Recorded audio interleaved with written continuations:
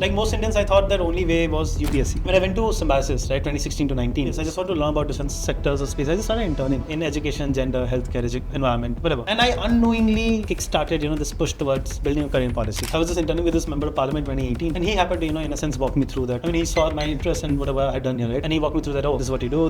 You're good at this. This is how you can go about it, and all of that. What's the future of public policy or how it is evolving in India right now? Future policy is sort of something I definitely cannot answer, but a few trends that I'm seeing, right, which is a lot more people are becoming interested in this. But the commensurate pace of jobs hasn't kept up. Public policy almost everywhere is a very elite enterprise. The policy field in India as it exists today came out of 2 or 3 major incidents. Anazare movement, at least in my opinion. The other was, the passing of the CSR Act in August 2013. But now I feel it's picked up a momentum of its own in that. I'm just very excited for this week.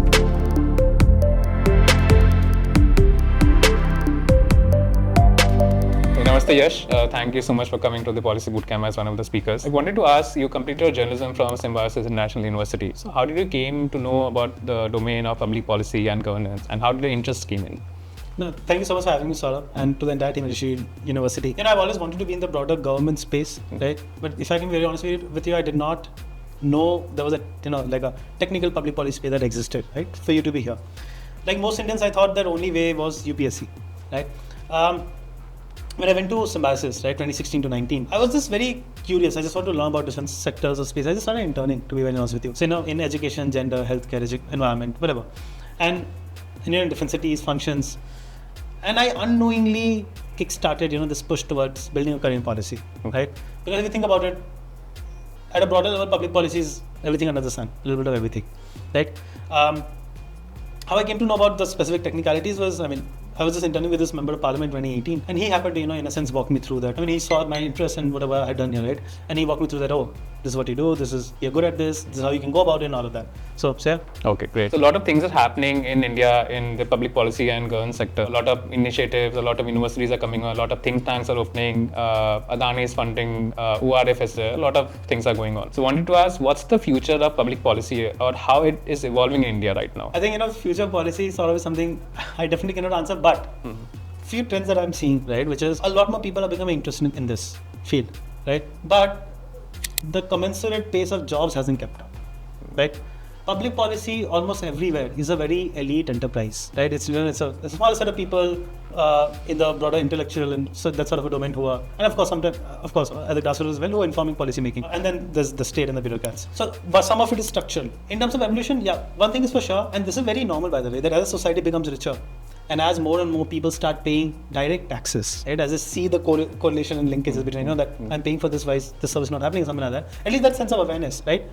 They start demanding better policy outcomes, so to speak, right? Cleaner roads, cleaner air, water, whatever, right?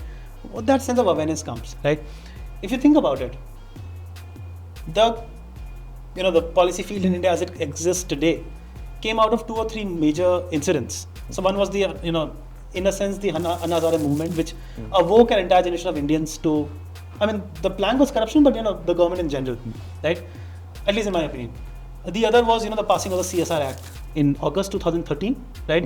Which overnight created an industry of social impact, so to speak, right? When, the government mandated for private companies to spend up certain percent of the profits on social impact stuff. So there have been those pivotal moments, right? But now I feel it's picked up a momentum of its own in that sense. There's more and more people find opportunity and build careers here, but I'm just very excited for this week. Great.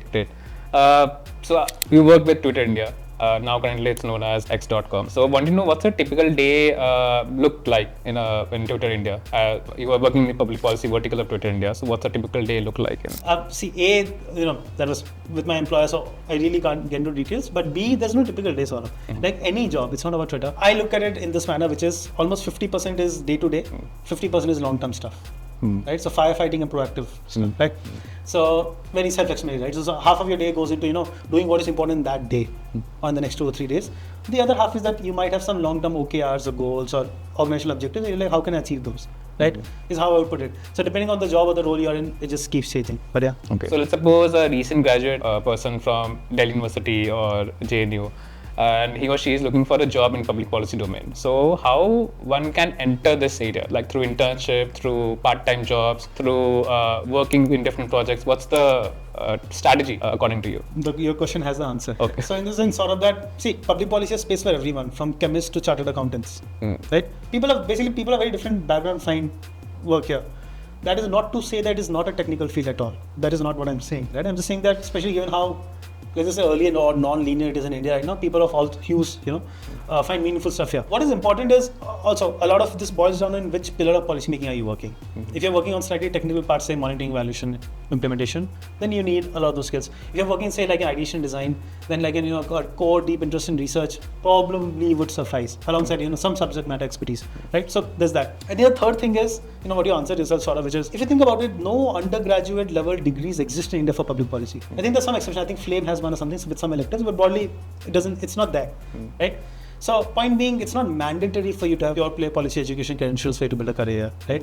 You can intern, you can volunteer, you can take up short-term projects, you can take up online courses, whatever, right?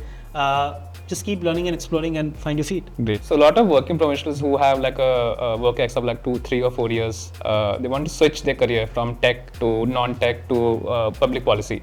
So there's a gap that we see in terms of skill and knowledge. So how do you see like initiatives like Policy Bootcamp? Does these kind of initiatives help them in bridging gaps in terms of skill and knowledge, or is there any way that through which this gap can be mastered? I could not agree more, sort of.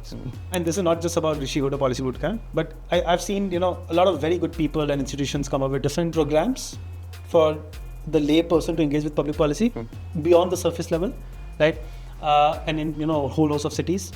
And I'm very glad that is the case, because you have to remember, politics is everyone's business, right? They determine the day-to-day standards of living and outcomes for every single Indian, right? Everyone, I'm not saying should take a very active interest in it, but should at least be aware, and if they want, they can take some sort of active interest as well, that how are things being done, what is happening, why is it happening, right? How do these things work, what are the functions, technicalities, and social sciences and all of it. So what a program like, say, a PBC does, or maybe the others as well, which is, it allows people to engage with policy without having to give up their full-time jobs or just put their life on hold, right? It's not like a 2-year degree that you have to give everything else up. So I think that's a really good part. Second thing that I really love is also the fact that you get people from all walks of life to come and interact with these cohorts. So that's very valuable. And how was the experience in Policy Bootcamp 2024? I had a fun time. My God, I got to meet so many people I knew of, right? The moment I walked in the room, there was this, people coming to us. So that was lovely, and very good questions, very sharp. This thing, and most importantly, I could see someone who's 50 years also there, someone who's being 25, very wide sort of walks of life. So yeah, thank you for having me. Yeah. Okay. Thank you so much.